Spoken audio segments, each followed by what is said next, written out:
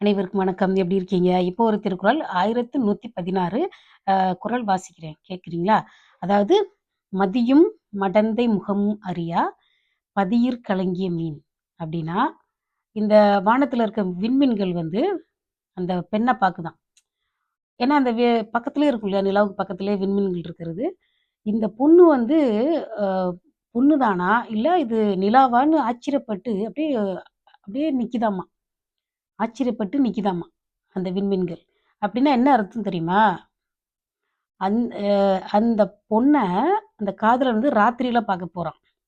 அந்த காலத்துல ராத்திரியில பார்க்க போவாங்க.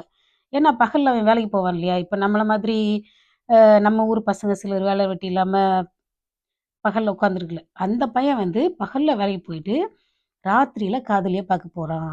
அதனால அந்த விண்மீன்கள் வந்து அந்த பொண்ண நைட்ல பாக்குது. இந்த பொண்ணு உண்மையிலேயே பொண்ணு தானா? இல்ல நிலா மாதிரி அந்த பொண்ணு முகம் இருக்குது. அப்படி ஒரு அழகான முகமா இருக்குது. அப்படின்னு சொல்லிட்டு அந்த அப்படியே ஆச்சரியப்பட்டு நிக்குதாம் விண்மீன்கள் எல்லாம். அப்படியே அங்கங்க அசையுதாமா. அது அந்த விண்மீன்கள் அசையிற மாரி தானே இருக்கும். இப்படி இப்படி அசையும் இல்லையா? அப்படியே அசையுதாமா. மறுபடியும் சொல்றேன். "மதியும் மடந்தை முகம் அறியா பதியிற் கலங்கிய மீன்." விண்மீன்கள் வந்து குழப்பமா பாக்குது. அதாவது இப்போ அ அந்த காலத்து லவ் ஸ்டோரீஸ்லலாம் பார்த்தீங்கன்னா, பகல்லேயும் பார்க்க போவாங்க. அதாவது பகல் குறி, இரவு குறின்ற இரவு குறினா, அ இரவுல வந்து பார்க்க போறது.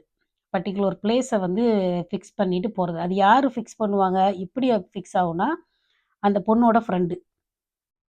இப்ப பொண்ணோட ஃப்ரெண்டெல்லாம் தேவையில்ல. ஃபோனே பண்ணுது அதெல்லாம். இத்தன மணிக்கு போலாம், இத்தன மணிக்கு வரலாம். அப்படியே பயங்கர லைவ் பண்ற மாதிரி எல்லாம் லைவ்னா என்ன சொல்றது? உடனே மெசேஜ் அனுப்பிச்சு பார்க்குறாங்க. ஆனா நைட்லலாம் போய் பார்க்க போற மாரி இல்ல. எல்லார் வீட்லயும் நாய் இருக்குன்னு நெனைக்கிறேன்.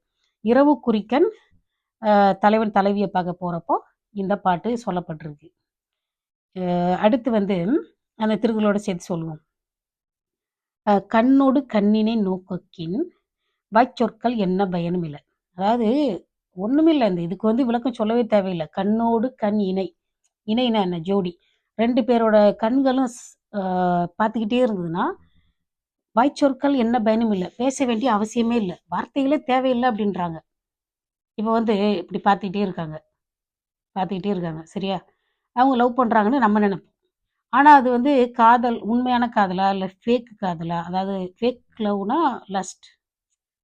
ஒரு யூஸ் அண்ட் த்ரோ. அப்படி ஒரு காதலான்னு எப்படி தெரியும்? பேசினா தானே தெரியும். சும்மா பார்த்துட்டே இருந்தா போதுமா?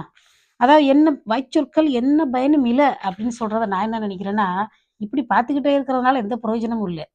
பேசினா தானே தெரியும். பேசினா தானே தெரியும். அதாவது இது வந்து 1 மாசம் 2 மாசத்துல மறைஞ்சு போற காதலா?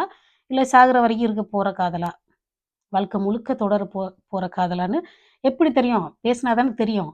அப்படியே பார்த்துக்கிட்டே இருந்தா, என்னமோ இது கோழி விட்டத்த பார்த்த கதையா? பேசினா தான் தெரியும். பார்த்துக்கிட்டே இருந்தா ஒண்ணும் தெரியாது. பார்த்துக்கிட்டே இருந்துட்டு கொஞ்ச நாள் கழிச்சு, சும்மா பார்த்தேன் அப்படின்னு சொல்லிட்டு போக கூட வாய்ப்பு இருக்குல்ல. Don't waste your time. Okay. அடுத்து அடுத்த வீடியோல பார்க்கலாம். 3 நிமிஷத்துக்கு மேல ஆயிடுச்சு. பை.